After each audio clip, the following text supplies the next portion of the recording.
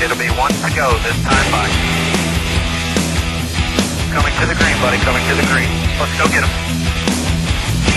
Go, go, go, go, go, go, go! Get your motor running. Head out on the highway. Taken over, and it seems like Chevy or GM in general just has not found its place. To what do you attribute that to? And good luck at Kansas, and we'll see you at Talladega. Thank you very much. There's only one difference, maybe two differences these days in manufacturers. One is horsepower, because the only real difference in the cars is the engine. Everything else is identically the same. The only other option I would throw in there is technology, engineering, and manufacturer backing from the engineering standpoint. These cars are so identical that it's not about whether one manufacturer's aerodynamics has an advantage like it used to be. You come out with a new car, and I remember in 1995 we came out with the new Monte Carlo, and that Chevy Monte Carlo was the dominant car by far. I mean, we pretty much it wasn't about who was going to win the championship. It was just which Chevy was going to win the championship.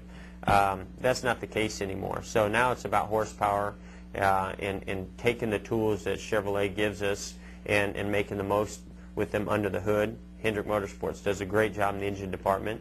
And then also, they give us wind tunnel time, and they book testing at certain tracks. It's about taking advantage of those opportunities to try to make the most of the setups and get the most out of the car. And so I don't see where anybody has a real distinct advantage. We've seen where the Toyotas have been strong on the restrictor plate tracks. They seem to have something working really well for the restrictor plate engine package. And other than that, I feel like our engine and power and everything else at our disposal is equal to all the manufacturers out there. We'll now hear from Kerry Murphy of the Final Lap Radio. Hey, Jeff, thanks so much for being on with us today. Yesterday it was announced that Brad Keselowski is going to run a couple of Cup races. What are your thoughts on his abilities thus far, and what happens if he does prove himself because of the car cap being at 4? Where does he go in terms of the Cup Series if he does well? Well, Brad's done an amazing job. He continues to impress me. He's done a lot of testing for our team, and not only has he impressed me at the test, but what he's been able to accomplish in the Nationwide Series, even this past weekend. Even though he didn't win the race, to get behind, have the problems that they had in the pits, and to be able to stay calm and come back and have a great finish like that is really impressive. So I think he's got a great future ahead of him. I'm excited that he's linked to Hendrick Motorsports through Junior Motorsports. I think that's what he calls his team. But I think that having him at Hendrick for a couple races this year is fantastic. Like I say, he's got a bright future. We've got Mark Martin in the car full time next year.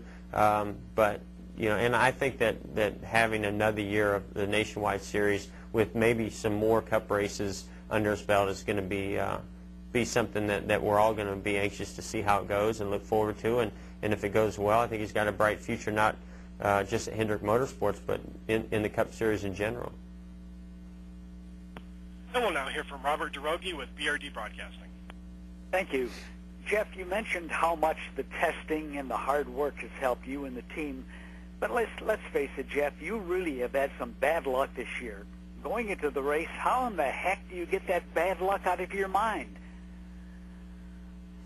Well, first of all, I said we've been testing a lot. I haven't said it's been going very well for us. I wouldn't necessarily say we've had bad luck this year. I don't. I'm just somebody that's not a believer in bad luck or good luck. I believe that you make your good fortune through hard work, through putting the right tools in place, the right people in place, and when you do those things, then the things that you're working hard at are going to go your way.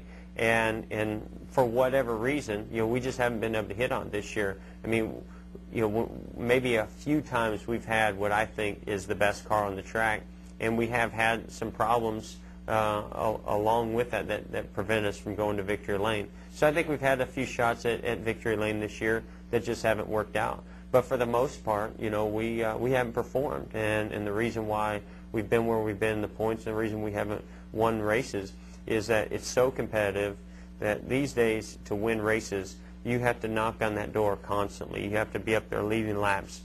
You have to be getting, you know, off pit road first. You have to, you know, constantly evolve with the changing conditions of the track and also this car and you know, which I play a big role in, as well as the team, and make sure you're putting yourself in position, you know, top fives, top threes, and then you're going to win races.